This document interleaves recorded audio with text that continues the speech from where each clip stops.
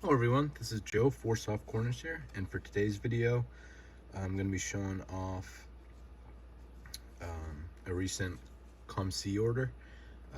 I'm actually going to do this in 3 or 4 parts because a decent amount of stuff here and from a bunch of different categories, so I figured just instead of one long video, just split up into smaller ones. So we'll start off, this video is going to be some reprints, vintage baseball, and two pre-war tobacco cards I picked up. So we'll start off with these three are all pretty similar here. These are from the 91 Topps Archives set featuring the 53 Topps set.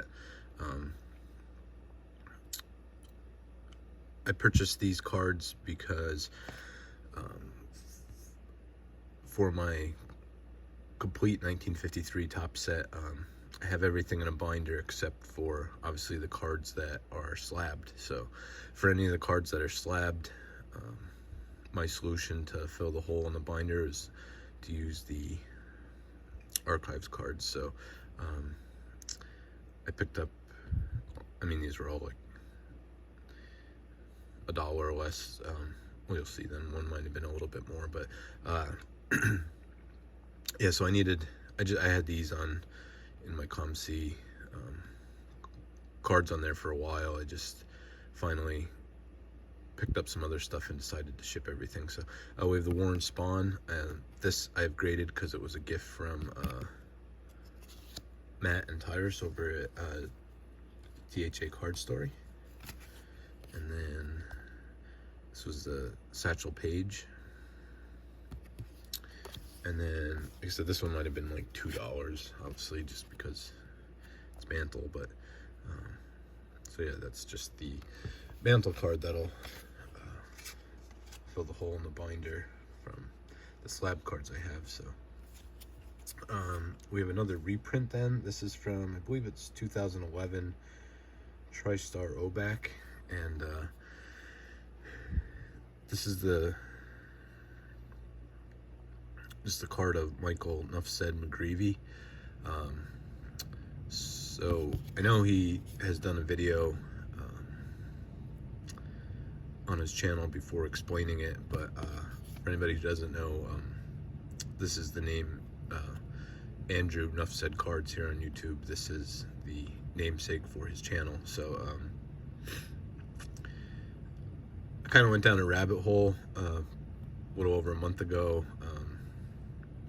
I used to play video games a lot, definitely when I was younger and a little bit when I was older.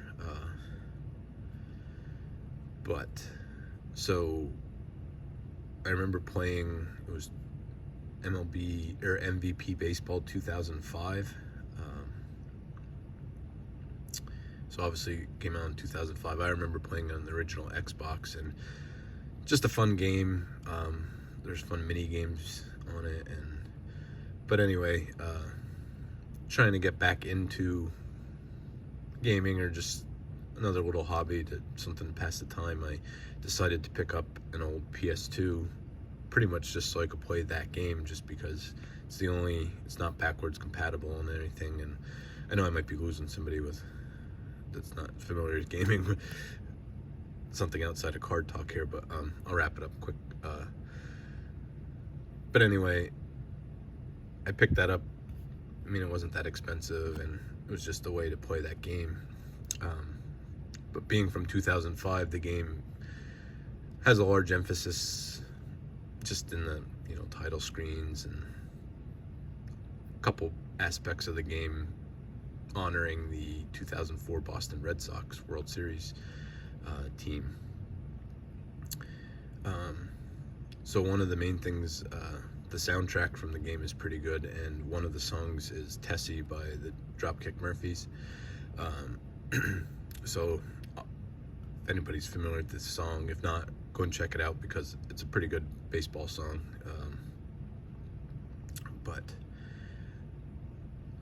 pretty much just tells the tale of, I can read back here a little bit, bar owner and leader of fan group of the Royal Rooters that cheered on the Boston back then. So was just got caught up in the moment and was playing that game, listening to that song nonstop, and thought it was a cool card to pick up. I believe there are actual cards, but probably very, very hard to find and expensive. So thought this was just a cool card to fill that void for a little bit. This is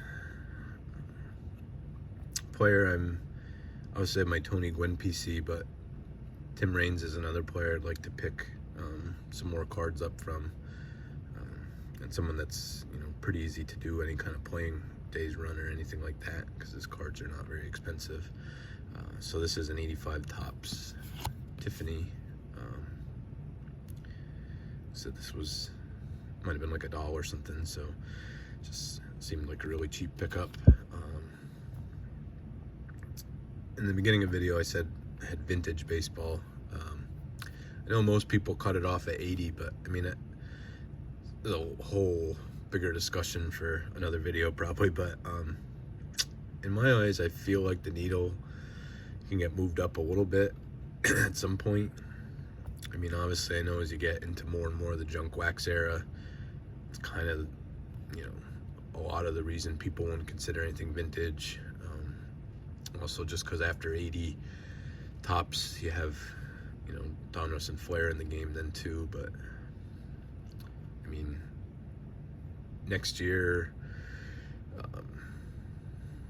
just turned 2024. I mean, within a year 85 tops is going to be 40 years old. So I mean, comparative to when I was collecting, you know, in the early 90s, say like 92, I mean, that would have put it back to 1952, which seemed absolutely ancient at that time. So,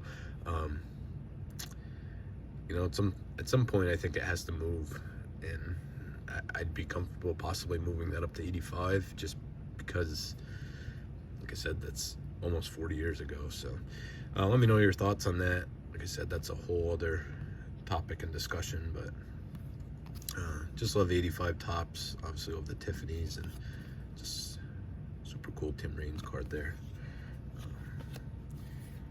Next, another little not a whole lot of pickups I made yet, but a whole lot of my searches ended up, a whole lot of times I end up searching for the OPC versions of cards. Obviously love 71 tops. This is the Larry Boa with the rookie cup, so love this card, but even cooler is the OPC version with these backs. It's like the golden yellow and you know, headshot in the middle. So definitely something I'd like to pick up more and more is OPC cards. Just obviously, you know, not as you know, as many out there as the tops variety, so a little bit extra rarity, and like I said, especially when there's some differences that are super cool on the difference between the tops and the OPC. So pick that one up. This was, I was almost out of my, I figured out how much I needed for shipping for the order yet, and then just trying to use almost any penny I had available yet. So this is just a Thornton Kipper from 55 tops. One goes towards the 55 top set, and maybe more notably in the short term, another card for a Phillies team set. But I had like a little over $1, and I just started looking through some vintage sets and what I could find, and like I said, this was, might have been like $1.20 something. So in pretty nice shape. So that's just why that one got added in.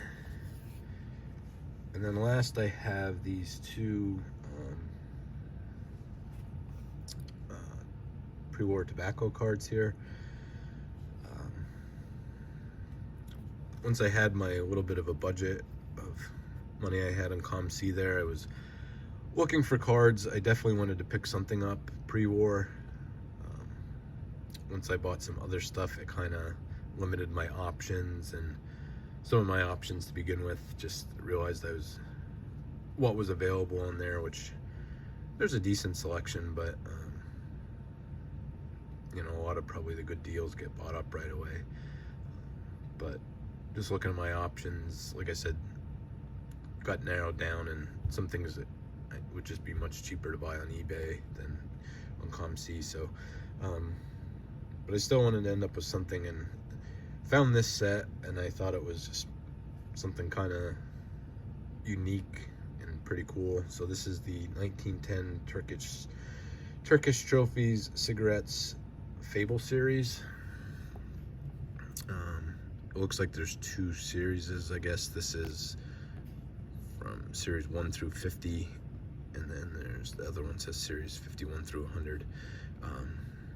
You can see the gold border, but just what I found unique of these, like I said, the Fable series, it just has all these little fables and kind of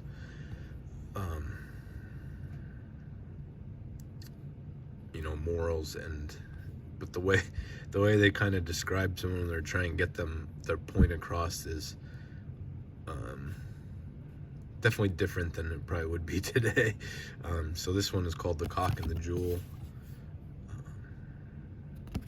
And it says, a cock seeing grain found a jewel. Turning away from the gem, he wisely said, I would rather have a barley corn than all the jewels on earth. So moral, the wise man knows the difference between what he really needs and useless baubles.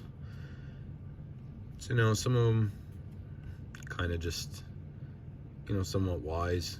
Thought this was a pretty good message. So like I said, these were, again, kind of what I had left over